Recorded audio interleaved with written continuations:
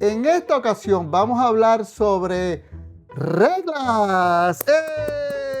¡Qué bueno las reglas! ¡Qué mucho nos gustan las reglas!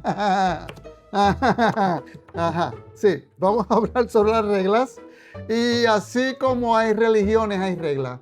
Hay tantas religiones, miles de religiones. Es más, de la religión cristiana, metodista, católica, pentecostal, cada una tiene su propia regla, su propio código de conducta, sus propias códigos de fe o dogmas. O sea, son tantas y tan diferentes una de otra que esto se convierte a veces como cuando usted va a un restaurante y usted ve el menú, esto me gusta, esto no me gusta, qué me gusta, qué, este se alinea a mi manera de vivir, es más, esta gente odia lo mismo que yo, me voy a reunir con... Sí, se convierte en algo así, o sea, que vamos a ver qué me interesa, qué no, qué reglas puedo seguir y qué reglas no. Bienvenido y bienvenida a tu podcast Entre Líneas. Mi nombre es Julio Burgos y en este espacio veremos el contexto, el trasfondo y el tono de los relatos bíblicos. Te invitamos a repensar a Dios desde tu experiencia y así juntos conocerle más. Si te interesa este contenido, suscríbete, dale a la campanita, comenta y síguenos en las redes sociales como Entre Líneas Talks. Seamos honestos, ¿a quién le gusta seguir reglas? ¿A ti te gusta? A mí no me gusta, a mí no me encanta, porque es que las reglas buscan la manera de, tú sabes, de hacerte entender cómo debes vivir la vida. Y las reglas tienen un propósito, son parte de las reglas de sana convivencia, pero la realidad es que a veces esas reglas se convierten en unas cargas que no, insoportables, cargas pesadas, que son bien difíciles de llevar. Y bueno, aquel permite esto, aquel permite el otro. Para aquel, esto es fidelidad. Para esos mismos, esto es rebeldía. O sea, ahí llegamos al punto. Porque la gran pregunta es, ¿y qué de tantas reglas? ¿Y por qué es tan importante tener reglas en la religión? Y créanme, esto de las reglas no se limita al ámbito religioso. También están en el ámbito secular. Aquí hay un punto importante. Donde quiera que hay reglas, ahí tiene que haber alguna clase de relación. Y bueno, si vamos a hablar de reglas, estamos aquí en un ámbito cristiano, tenemos que hablar de los mandamientos de Éxodo 20, cuando el Señor le dio los 10 mandamientos a Moisés. Pero un momento, antes de llegar a ese punto, es importante ver el contexto. ¿Por qué Dios le dio reglas a los hombres? ¿Por qué Dios le dio esos mandamientos a Moisés para que su pueblo siguiera esas reglas? Vamos a ver qué fue lo que lo motivó o qué ocurrió antes de ese punto. Bueno, para eso tenemos que ir a Génesis 12 y recordar la historia de Abraham. Dice en Génesis 12, del 2 al 3. Haré de ti una nación grande y te bendeciré, hablando Dios a Abraham en cuanto a la promesa que le había de dar. Por medio de ti serán benditas todas las familias de la tierra. ¿Ok? Eso ocurre mucho antes del momento en que Dios le entrega los 10 mandamientos a Moisés en el monte Sinai. Abraham fue antes que Moisés, recuerden. Y cuando Dios bendice a Abraham, ya Dios había prometido que de su descendencia bendeciría a todas las familias, tribus y naciones de la tierra. Así que veamos un momento este organigrama. Vemos que está Abraham, se le hace la promesa. Abraham tiene 2 hijos, Ismael e Israel. Israel es el hijo de la promesa. Ismael fue el que tuvo con su sierva Agar. De Ismael surge lo que conocemos hoy como la nación árabe. Israel tuvo 2 hijos, Jacob y Esaú, pero fue Jacob el que recibió la bendición. Por lo tanto, de Jacob desciende las 12 tribus, que son los 12 hijos de Jacob. De las 12 tribus, ahí entonces llega a lo que conocemos como la nación de Israel. Y en ese interín ocurrieron un sinnúmero de sucesos incluyendo el momento en que el pueblo de Israel o los 12 hijos de Israel llegan a Egipto en un momento de hambruna. Y uno de sus hijos, en una historia digna de ver y de leer, porque es uno de los momentos dramáticos más impresionantes de las Escrituras, cuando su hijo José llama y todo el pueblo, el padre Israel y sus hijos llegan a Egipto. Así que piensen que este primer grupo escogido del Señor, donde ya Dios había bendecido, llegan a Egipto. Y Egipto tenía sus propias reglas, era un imperio que era completamente diferente a los intereses de los israelitas. ¿Por qué? Porque de ahí se empiezan a multiplicar y dice la palabra que se multiplicaban al punto que los egipcios empezaron a mirarlos con temor. Pero ¿y cómo es esto? Que las mujeres israelitas se ven tan fuertes y siguen pariendo y siguen multiplicándose. O sea que empiezan a ser este pueblo en un lugar donde hay un imperio que es el imperio egipcio. Y durante ese proceso pasan años y años y años. Y lo que en aquel momento se convirtió en la historia de lo que ocurrió con Abraham y su descendencia, ellos trataban, obviamente, de contar esa historia de Abraham a cada una de las generaciones que iban pasando. Pero usted sabe que pasaron 400 años. 400 años cuando ese pueblo vivió bajo el imperio egipcio. Y llegó un punto donde, de llegar a un lugar donde fueron protegidos, se convirtieron en esclavos. Fue entonces donde llegaron a ese momento, ese momento histórico, ya eran esclavos, eran simplemente siervos de los egipcios. Y ahí ese punto, en el clamor de ellos y tratando de recordar lo que le habían dicho sus antepasados, que probablemente para algunos era una leyenda, pero un tal Abraham, parte de nuestra descendencia, y empezaron a clamar a ese Dios de Abraham. Y es ahí donde el Señor escucha su clamor y decide tomar cartas en el asunto. Es ahí donde el Señor le da la ley a Moisés. Pero fíjense algo importante, antes que le diera la ley a Moisés, el Señor saca y libera al pueblo de Israel de Egipto a través de unas plagas, a través de una serie de instrucciones que les da el Señor, al punto que el faraón se resistía y se resistía, pero llega el punto donde el Señor le da una orden a ese pueblo de Israel, diciéndole que pusieran sangre en los dinteles de las puertas, porque el ángel de la muerte iba a pasar a llevarse los primogénitos de todo aquel que no tuviera los dinteles pintados con la sangre de un cordero. ¿Qué les recuerda esa sangre? Ajá.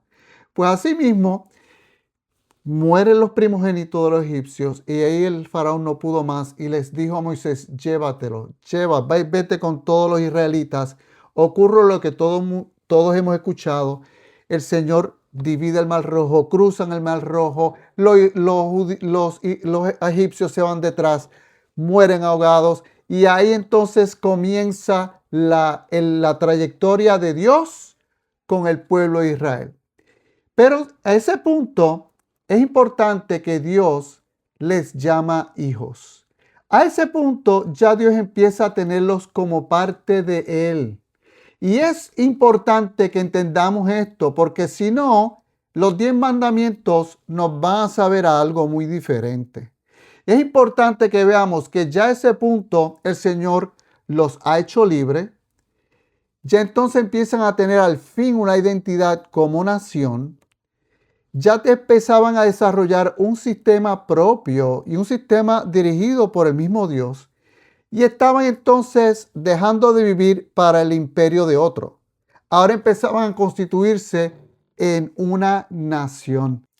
Veamos de manera resumida en qué consistían esos mandamientos en Éxodo 20 del 3 al 17. Los mandamientos de hecho se dividen en dos grandes categorías: los que regulan la relación con Dios del 1 al 4 y lo que regula la relación con los demás del 5 al 10. No tendrás otros dioses delante de mí, no te harás imágenes para adorarlas, no tomarás el nombre de Dios en vano, dedicarme un día de la semana y reposa de tu trabajo, honra a tu padre y a tu madre, no matarás, no cometerás adulterio, no robarás, no mentirás, no codiciarás. ¿Vieron? Ahora, es importante notar algo. Estos mandamientos no comienzan diciendo, para que yo sea tu Dios, vas a seguir 1, 2, 3, 4, 5, 6, 7, 8, 9, 10.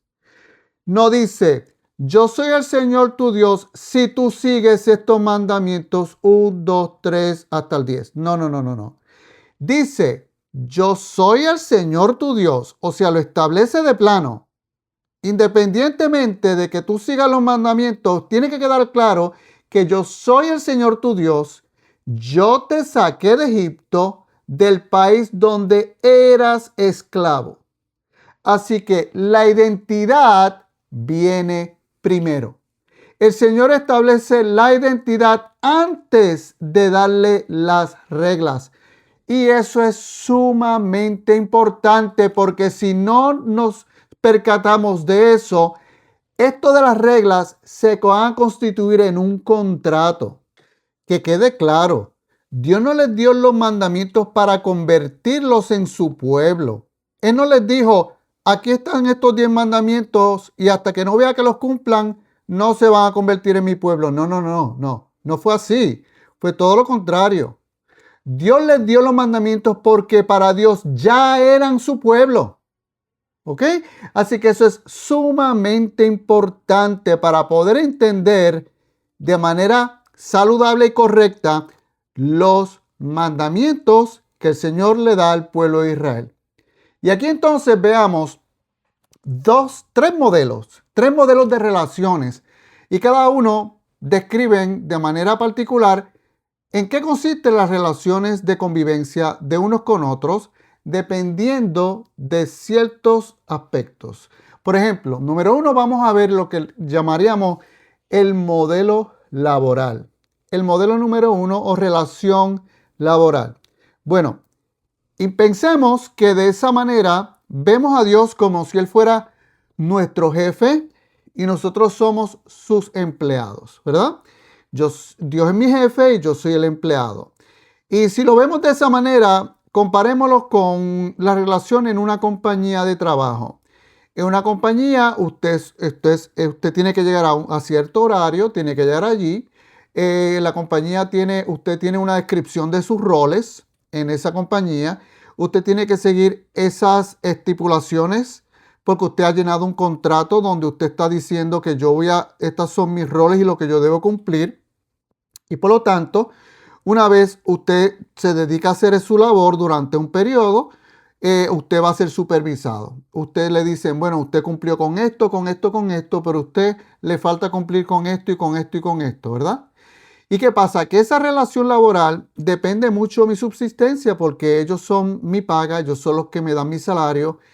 Y llega un momento donde esa relación se vuelve bien tensa. Sobre todo cuando las exigencias son muchas y yo me estoy dando cuenta que no puedo cumplir con ellas. O algo pasa, una situación ocurre donde de pronto esas exigencias que me está pidiendo mi empleo, yo no puedo cumplir con ellas. Y entonces ahí la relación se vuelve muy, muy, muy incómoda. Créame, mi jefe no es mi papá. Mi jefe de mi trabajo no es mi primo ni mi tío. No, no, no, no, no. Es una relación que así como comienza, termina. En cualquier momento el contrato se rompe y la relación se acabó. Así que esa relación está basada en lo siguiente. Está basada en que si produzco, estoy bien. Si cumplo con los requerimientos de mi empleo y de mi rol, estoy bien. Ahora, si fallo, estoy en riesgo. Y créanme, hay veces que tenemos la tendencia de ver a Dios como ese jefe y ver esto de la relación con Dios como si en cualquier momento, por cualquier cosa que falle, ya estoy en riesgo de perder mi relación con Dios o hasta la salvación. Así que veamos ese aspecto primero y ese modelo para que lo comparemos con el siguiente modelo. Y a este modelo relacional le vamos a llamar club social. O por el ejemplo particular que les voy a dar, le podría llamar también club deportivo. Y bueno, la diferencia entre este modelo y el anterior, que era relación laboral, es que en el modelo anterior tú buscas un trabajo por necesidad, ¿ok? Pero en este caso, el club social, usted lo hace porque usted desea ser parte de ese club. No sé si usted fue parte, por ejemplo, cuando estuvo en escuela intermedia superior y veía a sus compañeros siendo parte del club de los jugadores de pelota o de voleibol o de algún deporte, y usted los veía, o de repente veía a los de Boy Scout y usted veía cómo se vestían, lo organizado, los uniformes y todo, y usted se emocionaba. Ay, sí, yo sí quiero ser parte de ese club, sí quiero ser parte de ese grupo. Y entonces usted iba a pedir información y ellos muy emocionados le decían: bienvenido, esta es la información, estos son los requerimientos. Pero mira, aquí está lo que le llaman compromiso. Ellos se cuidan mucho de no decir contrato. Este es el compromiso. Y aquí está el listado de las cosas que debe hacer. Entre ellas, ellos se reúnen en ciertos días de la semana, tienen unos ensayos y así sucesivamente. ¿Qué tal? Ah, déjeme ver. Oh, sí, sí, sí, sí, sí, firma. Y usted entrega el compromiso y usted emocionado, y cuando se empieza a dar cuenta, bueno, que hay unos días de ensayo, pero no tan solo eso, usted tuvo que pagar una cuota anual y probablemente tiene que pagar otra mensual, ¿verdad? Y no tan solo eso, usted llega, tiene que pagar por un uniforme, los tenis, el equipo también, y entonces hay casos de personas que empiezan en el club y no tienen las destrezas aún para poder jugar con los demás, así que te dicen: no, mira, si quieres, hay unos entrenamientos que puedes tomar aparte y privados, aparte de lo que ya estás tomando con nosotros, para poder ponerte al nivel de los demás. Y eso implica otro gasto más. A eso añádele que llegan a los juegos y cuando estás ahí emocionado por jugar, te das cuenta que no te ponen a jugar. Y entonces, ¿por qué? Porque los demás están a un mayor nivel que tú. Y eso empieza a crear una frustración en ti porque has hecho una inversión tan grande y no estás jugando. Te tienen mucho tiempo sentado, te sacan así esporádicamente y tienes que pasar por unos procesos que son sumamente fuertes y dolorosos.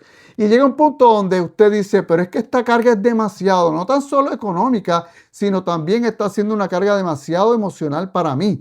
Y llega un punto donde la cosa ya deja de tener el gozo y la emoción del principio, sino que se convierte en una carga. Recuerde, ahora vaya comparando el paralelismo entre estos modelos que le estoy dando y los modelos a los cuales nosotros como sociedad o como individuos nos unimos para formar parte de, ¿ok? Así que esté muy pendiente de eso. Ahora, algo que ocurre en esos dos modelos relacionales, si lo comparamos con nuestra relación con Dios, es que ambos de esos modelos ocurre una incertidumbre constante. Y lo más difícil es esa sensación de no saber dónde estás parado. Vivimos en una ansiedad donde no sé si soy aprobado de Dios o no sé si hice algo que estuvo mal y ya voy a ser rechazado por el reino de Dios. Y miren, para darle ejemplo, por ejemplo, del primer modelo, en la relación jefe-empleado, yo llegué a un momento en mi vida espiritual donde obviamente yo veía a esta persona, este líder, este pastor como el enviado de Dios. Y cada vez que él daba una instrucción, para mí eso era ley. Y si él dice esa instrucción, eso es lo que Dios quiere que yo haga. Y miren, si él decía que había que llegar al culto de oración, pues allí yo tenía que llegar, porque si no llegaba allí, ya yo iba a pensar que yo no le agradaba a Dios. Y cualquier cosa que se dijera, cualquier instrucción que se dijera, para mí venía directo del mismo Dios. ¿Y qué pasa? Que eso me hace vivir en una ansiedad constante, porque siempre estaba en el deseo de buscar aprobación. O sea, de pronto si hubo un día donde había una actividad y yo no iba a poder ir y por alguna razón, pues si yo no llegaba allí, que yo pensaba que mira, si llegaba Cristo en ese momento me iba a quedar. Sí, porque todo era base de ese temor de que Cristo iba a llegar y tenía que encontrarme haciendo la obra de Dios constantemente, si no, me iba a quedar. ¿Ven? Y entonces tenía esa relación de Dios como el empleado y el jefe. ¿Y qué hay que hacer ahora? Y hay que hacer esta actividad, hay que hacer este evento, hay que hacer aquello. Y entonces vivir en esa manera no es el plan de Dios. No. El caso del club social.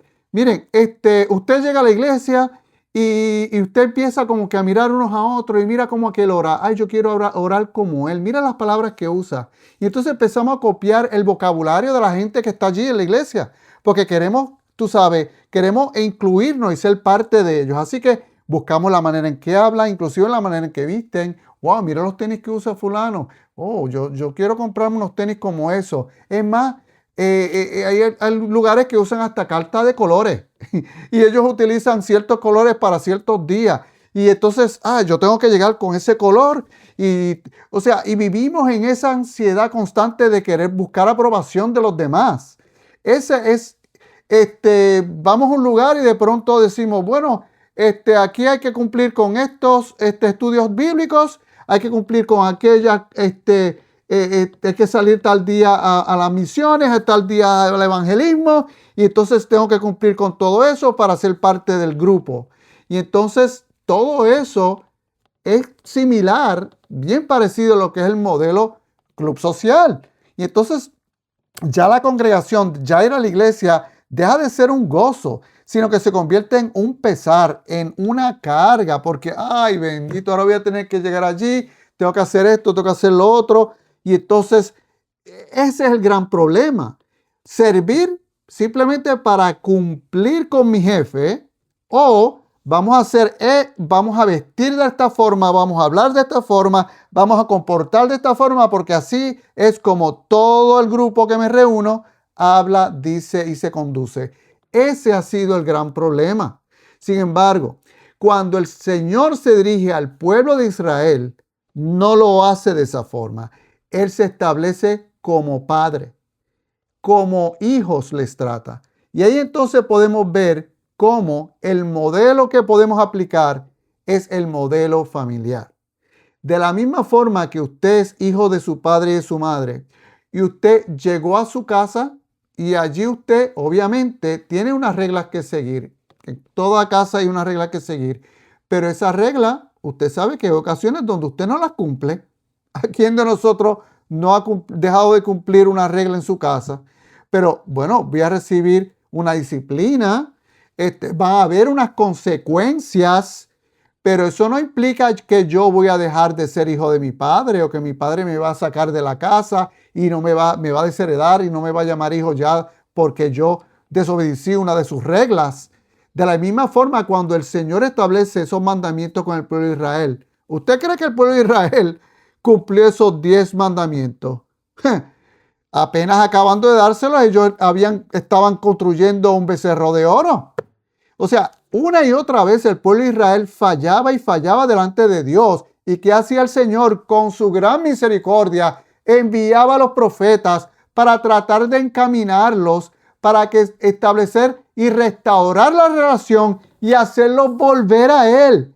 Ese era el plan de Dios y así lo hizo constantemente. Fue leal a su pueblo, fue fiel a su pueblo, aun cuando el pueblo le dio la espalda. Al punto que después que Dios enviaba a los profetas y le enviaban con el mensaje que Dios les daba, muchos de ellos eran muertos por las manos de los israelitas. O sea que ahí estamos viendo cómo el Señor interviene con misericordia y con gracia con el pueblo de Israel. Al punto que terminaron llevando la cruz a Jesús. Continuamente el Señor no les dejó de llamar hijos, aún comportándose como se comportaron. Seguían siendo sus hijos. ¿Acaso ese no fue el plan de Dios desde un principio? Llamarnos hijos y que seamos parte de una gran familia, la gran familia de Dios. ¿Acaso no fue ese el propósito?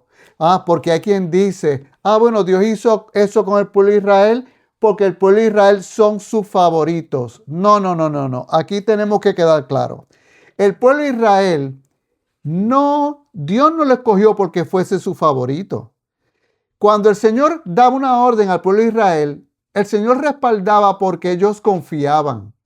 Pero sin embargo, que quede claro, cuando el Señor le habló a Abraham, Él le dijo que iba a bendecir a todas las naciones a través de él. Eso incluía no tan solo al pueblo de Israel, incluía a todo aquel que confiara en el Señor. Vuelvo y repito, todo aquel que confía en el Señor se constituye familia de Dios. No porque el pueblo de Israel tuvo una relación con Dios, significa que eran sus favoritos. No. Y eso tiene que quedar claro, porque inclusive llega un momento cuando Pedro es dirigido por el Espíritu Santo ir a casa de Cornelio. En un momento donde el pueblo de Israel había recibido la salvación, había recibido el Espíritu Santo, y ellos pensaban que la salvación y el Espíritu Santo pertenecía solo a aquellos que fueran judíos y que cumplieran con la ley. Al punto que tuvo Dios que darle un sueño 3 veces a Pedro para convencerlo de que fuera a casa de un gentil llamado Cornelio. Y lo primero que hizo Pedro cuando llegó a casa de Cornelio fue insultarlo. Lo primero que le dijo fue: quiero que sepas que nunca he pisado lugar inmundo. Así le dijo a Cornelio y a su familia, que lo esperaban muy emocionados. Y luego de llegar Pedro y entrar por su puerta, lo primero que hizo fue tratar de explicarle el evangelio. Y el Señor y el Espíritu Santo le dio una gran lección. No lo dejó terminar y llenó a todos los allí presentes con el Espíritu Santo, con las mismas señales que ocurrieron en Pentecostés. Queriendo decir del Señor: yo he llamado a todo un pueblo. Ustedes fueron parte de mi plan, pero mi plan siempre ha sido bendecir a toda la humanidad. Y es entonces cuando Pedro se atrevió a decir: ahora veo que Dios no tiene favoritos. Cuando Pedro fue testigo de cómo Jesús intervino con varios gentiles, liberó a la hija de una sirofenicia, sanó al siervo de un centurión, intervino con una samaritana.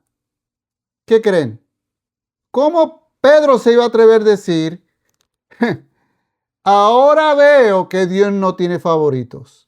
Así que quede claro, la intervención de Dios con el pueblo de Israel fue parte del plan de Dios para bendecir a toda la humanidad.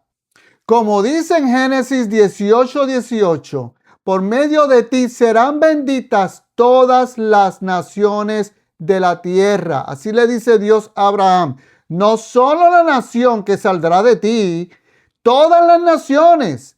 Y en Isaías 49:6 leemos: te pongo como luz para las naciones. Es como si Dios dijera: Israel, aunque te escogí, mis planes son más grandes que tú.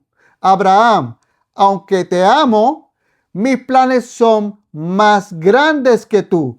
Desde el principio, Dios, su plan fue bendecir al mundo entero. 1500 años después de la ley, Jesús aparece. Y antes de exigir, sana. Él no le preguntaba a nadie que sanaba: tú hiciste esto de la ley. No. Él no preguntaba, él sanaba. Detiene tormentas, camina sobre el agua, hace lo impensable y luego dice: confíen en mí. Como en Éxodo. Primero hace algo por ellos y luego los invita. Primero los saca de la esclavitud de Egipto y luego los hace parte de su familia, los hace parte de él. Esa es la invitación del Señor. En el Evangelio de Juan 1:12 leemos: mas a cuantos lo recibieron, a los que creen en su nombre, les dio el derecho de ser hijos de Dios. Hijos. Y en Hebreos 2:11 dice: Jesús no se avergüenza de llamarlos hermanos. Y Jesús mismo en el Evangelio de Mateo 28:10 dice: vayan y digan ¿a quién? a los discípulos, a los amigos. No. Dice, vayan y digan a mis hermanos. Mis hermanos, no mis empleados, no los miembros del club de discípulos, a mi familia.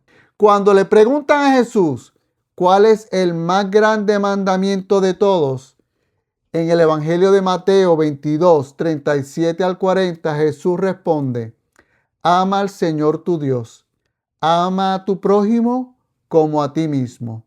De estos dos mandamientos dependen la ley y los profetas. Ahí resume el Señor esos mandamientos. Ama al Señor y ama a tu prójimo como a ti mismo. No dijo, rinde para pertenecer. Dijo, ama. Porque el amor no es contrato. El amor es relación. Tal vez el problema nunca fueron las reglas. Tal vez fue olvidar que antes de las reglas, de cualquier regla, hay una identidad. No eres un empleado tratando de complacer a tu jefe. Eres un hijo aprendiendo a amar. Ese es el llamamiento que el Señor nos hace. De la manera que Él nos amó, de la manera que Él nos perdonó, así tenemos que en respuesta amar, no tan solo a Dios, a todo aquel que sea nuestro prójimo, a nuestro hermano, al que no lo sea, a nuestro amigo, a nuestro enemigo. A todos nos ha llamado el Señor a amar, porque así como Él nos amó y así como nos ha perdonado, nuestra respuesta debe ser la misma. Si llegaste hasta aquí, siéntete en total libertad de dejar un comentario o pregunta. Yo te voy a contestar. No soy el más experto, pero yo sé que juntos vamos a aprender. Si no lo has hecho aún, suscríbete y comparte este episodio con alguien que pienses que lo necesite. Muchas gracias por escucharme. Nos vemos en el próximo episodio.